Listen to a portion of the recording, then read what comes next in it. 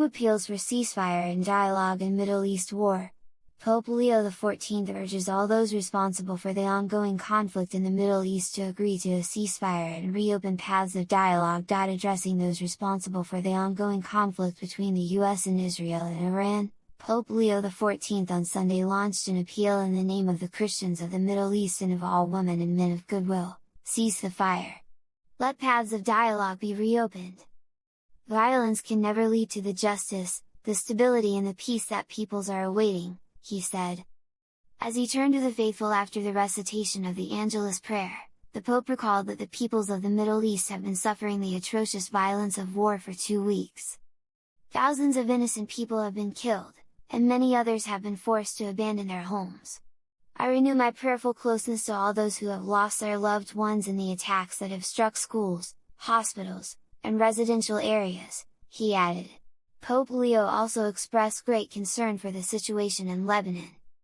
I hope for paths of dialogue that can support the country's authorities in implementing lasting solutions to the serious crisis underway, for the common good of all the Lebanese people. Civilians feel the brunt of brutal Iran conflict.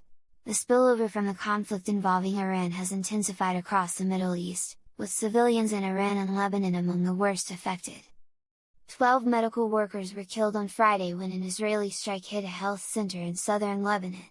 The head of the World Health Organization condemned the attack, describing the deaths as unacceptable. Lebanon's health ministry says more than 800 people have been killed in Israeli airstrikes since the fighting escalated, and more than 800,000 have been displaced from their homes. Israel says it is targeting areas where it accuses Hezbollah of storing weapons and coordinating attacks. Hezbollah began firing rockets towards northern Israel in support of Iran shortly after the conflict began. Meanwhile, in Iran, at least 15 people were reported killed on Saturday in strikes on an industrial zone in the central province of Isfahan.